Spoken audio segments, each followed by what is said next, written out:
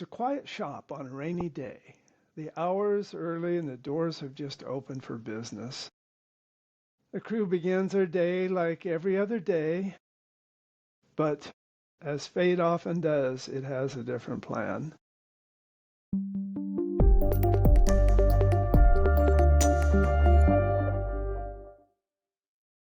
All right, Sam. Hey, Let's George. watch, see what happens.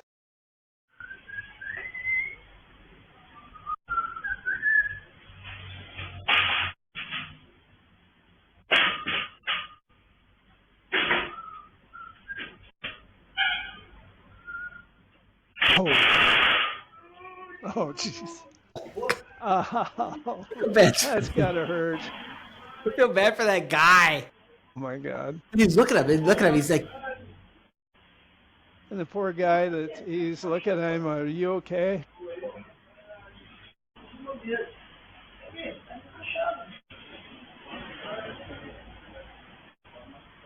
Oh, he's got to take his sock off. All exposed. is it broken? Is it bruised?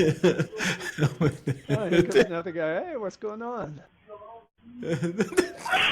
Oh, God, that is so terrible. It is so terrible. That is so terrible. Oh, my goodness. Whenever this happened somewhere long ago in viral video land. I feel bad. I still feel bad for that guy. It was not his best day. It wasn't a good day for the other guy with the pole either. All right, so break down that video. What do you think we were seeing there, I guess, as far as like the scene? Well, to me, it looked like it was morning. They're just opening the shop up. The guy was getting his shoes on. The guy went to put a pole up, and it kind of looked to me, I don't know if it was a pole that kind of braces the door open, like sometimes they have, or if they, if something else hooked on it that they would, hang a display or something.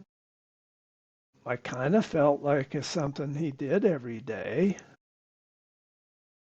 It was weird. It looked like maybe a mechanical shop, maybe. And I agree with you. It looked like a storefront or something where they're opening like that kind of door for the day. And I suppose we saw 3 people. Yeah, here I'll. And were they all wearing the same shirt? Are they all wearing like blue, like it's their work uniform? Yeah, I brought this up. You can see, yeah, they're all wearing blue. There's a motorcycle there. It looks like the poster's on the wall, or it's a motorcycle. So it looks like a motorcycle shop. Looks like a helmet down below. It does. It does look like helmets down there. Yeah, and then I don't know what it looks like down in the lower left. Some sort of stand or something. Yeah, it looks like a rig for, I don't know, putting tires on. Maybe. Yeah, right. So I would agree with you. We've got 3 people who are probably all working in the same shop just because they're wearing like similar shirts. And yeah, let's see somewhere. Let's go ahead and break her down. Okay, we're putting the post up. Everything's looking good so far.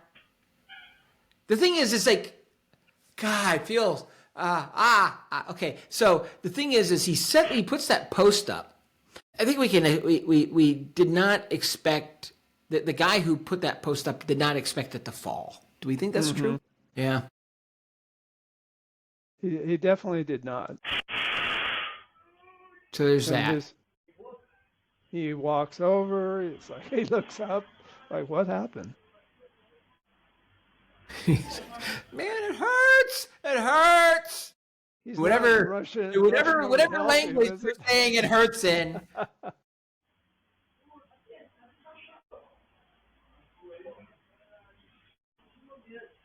Okay, well, let's just do it again. We got the Einstein definition of insanity right here, right? Okay, and then.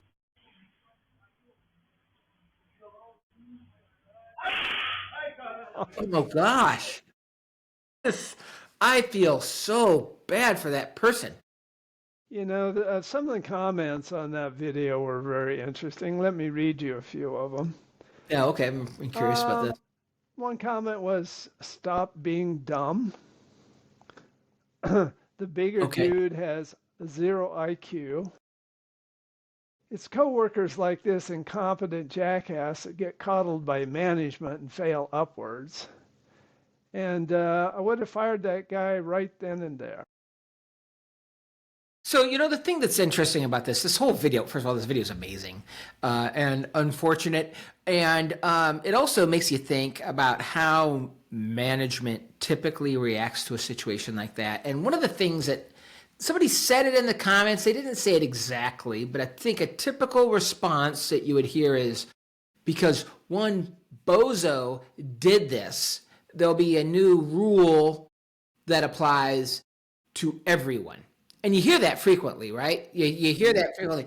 One person screwed up, and we have to pay for what one guy screwed up, right? And so, whatever you would imagine, management's going to come in there and solve this problem in some way, like, all garage door pole installation requires two persons at all time, or whatever, like just because this guy can't get it figured out. And the thing that is interesting about viral videos like this, and I think it makes it an interesting analog for analyzing workplace situations, is we've just got very little context because we don't know much more of the story beyond what the video is.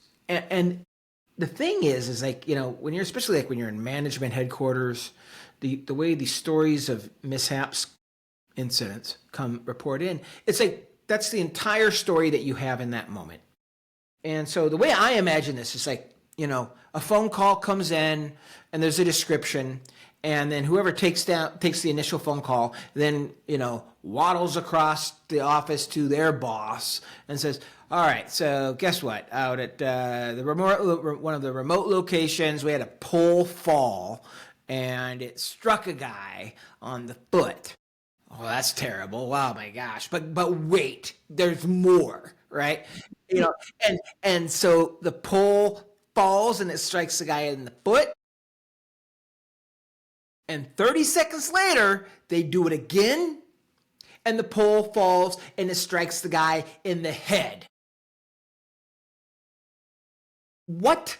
Okay, so the whole point, I guess, what I'm saying there is, in that moment, the entirety of knowledge that you probably have in management and like HQ or whatever in the corporate headquarters about this is, we know a pole gets installed. We might have a little bit of information about why is a pole getting installed, but all we know is a pole gets installed, somebody does it wrong and it falls on a guy. Now, normally that's enough to make it be like, oh gosh, these guys are idiots, and what are they doing? Figure out what's going on. But in this particular case, Andy does it again. And so the reason I think that this is it's interesting to think about how viral videos relate to the way that management receives and processes the story of these incidences.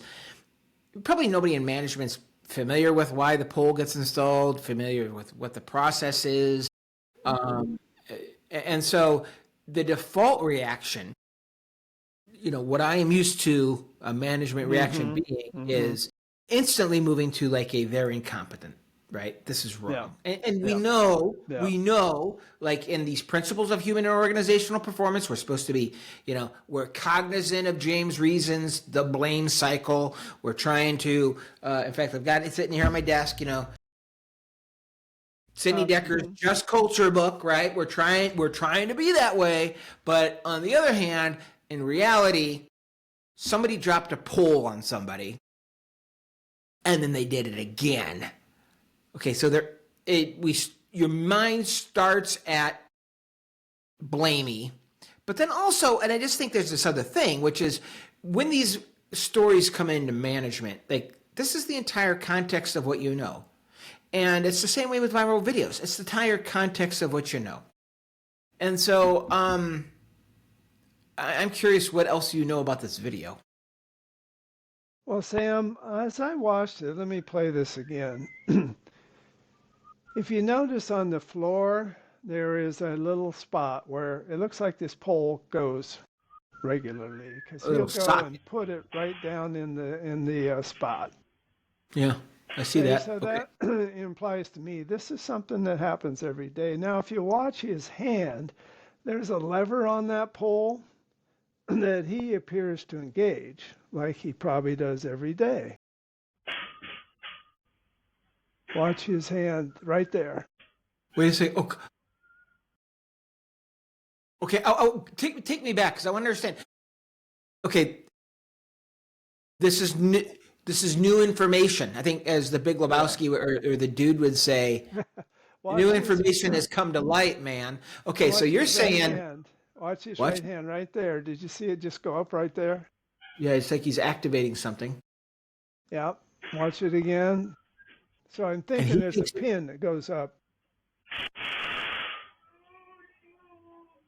And he either didn't have it engaged, or maybe there was some problem with the mechanism, or maybe the somebody had messed with the latch, that whatever it locks into up there. it didn't Now go into the. watch when he goes back, he's gonna activate that latch again. He didn't just set it up there. He thought that was locked. Watch, he's gonna. Yep. See how he clearly moved his hands like it's engaged. Now, was the problem him, or did something happen to the door? Was that latch? This is a good analysis on your part, George. I mean, I think that. Okay, look, nice job on the detail, right? Nice job. Nice job on picking out that detail because uh, there's So this. I was just going to interject here, Sam. You don't see that unless you stay with incident for a while. You know, the first time through, you don't notice that. I had to watch it a few times. You know, the thing that's interesting about this one, there's a lot that's interesting. It's hard to think about, like, how do you prevent this? Um, a lot of times after things go bad, the person who made the bad act has a hard time explaining why they did what they did, and there's a lot of psychological reasons for that. But in this particular case, there's a lot of times after an incident like this, when you're talking to that big guy, right, who set the post, their version of this is like, my bad. Like, oh, my bad, I screwed up. I don't know, I just screwed. But there's something there, and I think that a lot of times for human and organizational performance professionals, you have to get people past that my bad Mm-hmm. moment, which that my bad moment's doing a couple things. That my bad moment is it's trying to, demonstrate contrition, right? And saying, hey, I take this serious, boss, don't, but also probably trying to some extent move past it. Mm-hmm. But there's lessons to be learned if we can just help people, start to contemplate, in this particular case, my guess is that, I did not see what you had identified previous to this, right? Is this person was probably performing a somewhat automatic habit pattern. You said at the beginning, they've probably Mm-hmm. opened the shop multiple times and they're performing an automatic physical habit pattern, all right? Mm-hmm. The same way, you usually don't look down to see if you buckled your seatbelt. You're able to do it by feel. And so he did it by feel, and something subtle didn't work this time. And then he went back and he did it again by feel. And again, something subtle didn't work this time. It's too easy a lot of times in these post-incident analysis for the person like the big guy there to be like, I don't know, my bad. You want to really understand, Well, right? what would you do? Would you go and investigate further and see was the latching mechanism broken? Well, Was it you not his do fault? want that. Was the mechanism broken? I mean, we've talked before, like, there's this like method I use, like what was normal, what was different in this case, and all that. But whenever you talk about, in this particular case, like mechanical interfaces, it's always wise that when you're doing that inspection is you look where surfaces contact. And so in this particular case, you've got multiple places where surfaces are contacting. You got the surface at the bottom of the pole interfacing with that socket in the floor. Whatever the mechanism is, whatever that mechanism is, you've got contact there. Maybe you've got like a little pin that could have gotten worn and it's hard to see. And then where your surfaces are contacting, where that pin is probably going up into a socket into the ceiling, right? You want, this is a little bit different than human performance. This is more about like, how do you look for evidence? And where surfaces contact on mechanical equipment, you want that to be, you want to have that an area of focus. It's hard to know, but my guess is that if we looked at where the surfaces contact, we are going to see something out of norm from what is usual. So if I understand what you're saying is the first pass through, the instinct is to blame somebody. Yeah, However, right. as you look deeper into it, now you might want to launch an investigation of the locking mechanism to see if there was a mechanical failure. Was there a maintenance issue?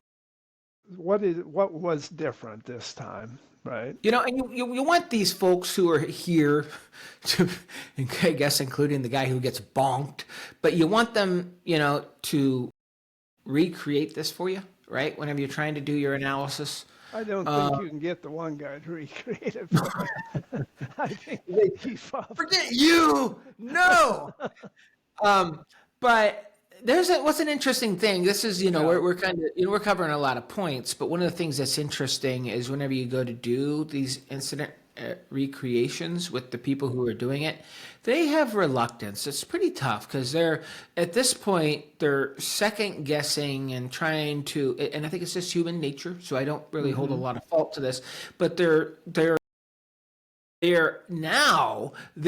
really significantly mentally processing their physical behaviors that they have, like, now somebody's watching me and studying and going to be questioning with hindsight, are these the physical behaviors that I should have for this? And so then it almost becomes like a performance, like I am pretending like this is the way to do it because the thing is that especially as you become experienced adults, a lot of what you do physically, becomes, innate actions, and you're responding to stimulus in the environment, innately. Whenever, I showed you the book, or, we talked about like the book Just Culture by Sidney Dekker, but a different book that he talked in a different book, The Field Guide to Understanding Human Error, he talks about, I think, a really important concept, which is studying normal work. And so maybe to kind of try and bring us back around on this, like, sprawling discussion that we've had, in this particular story, you start with pretty limited pieces of information. We've got a video that doesn't show us the history. All we know, really, especially at the start, is a pole falls on somebody 2 times. And as you said in the comments, people are like, that guy's dumb. That guy's got 0 IQ. And that's really hard for management not to have that initial response. What you want to do, in spite of everything that really pushes you towards human nature of blaming, and we say we're going to, have this just culture and we're going to avoid the blame cycle. But, in these situations, you really want to be good at establishing context. And you did a nice job. Most of the events that happen in work, you don't have a video that you can watch on repeat. That's true. But you did a really nice job of picking up something subtle in the context that if you go in there and put people on edge at the beginning, they're going to struggle to get to that nuance of like, what, actually there's this lever I have to activate and it didn't, now that I think about it, it didn't work the way I thought it would. So I think a big lesson of the. I'm sorry, Sam. I was going to say, what is your takeaway on this to the management potentially? Well, you know, I mean, I think the big takeaway on this is your first reaction. You need to get past that as quickly as you can, and you need to move quickly to trying to get context and understand, you know, how this normally gets done, what was different in this case. You know, the fundamental question is, why did actions seem to make sense at the time? A lot of time in impulsive actions, like I think we saw here, it's probably tough for a person to, you know, say that there was a lot of sense to the actions when it's physical motions. But the big takeaway, and I think, like I said earlier, this is like what's cool about a viral video is it's a real simulation of real life, where I've just got this little bit of information, and my impulsive reaction is just to make my judgment on the fragments that we have. And so how management reacts is what sets the tone for really like this culture of human and organizational performance. And so you've got to, like, you know what, suppress your instincts and say, let's get the context before we judge. All right, Sam. And you know what time it is? No. You know what? My watch says it's award time. Okay. I just started looking at my list of our potential awards. This should be a good one here. I'm very, very curious to see what you come up with, and see if I agree with what your thought is. So, you know, there's this one award called the Guardian Angel Award, but you know what? This is the Guardian Angel was on leave, so that one doesn't count, right? The Guardian Angel was like out to break, right? Yeah, so absolutely. I'm looking at the in honor of the innocent bystander, that this video gets the minding my own business badge. I absolutely agree. The minding my own business badge. Well said. That's what that guy's like. I'm just sitting here, man. I'm just like innocent. Why did I get wrapped up in this whole thing with the poll and the whatever? Well, thank you, Sam. As usual, it's a pleasure, and be careful out there if you've. Watch out for those polls. That's right. Careful. All right. See you, George. See you, Sam. Here on Mind Shift Mechanics, we talk about human and organizational performance principles, how it applies in the workplace, how it applies at home. And if you think there should be more discussions of this quality, like this video, subscribe to the channel, and put in the comments your reaction, like, to how do you prevent this type of situation where somebody seems to make the same error twice? How do you think management normally reacts? Like, I mean, in your organization, what do you think management reaction would be? And maybe more importantly, put in the comments, how do we condition management to behave in a way that creates a just culture?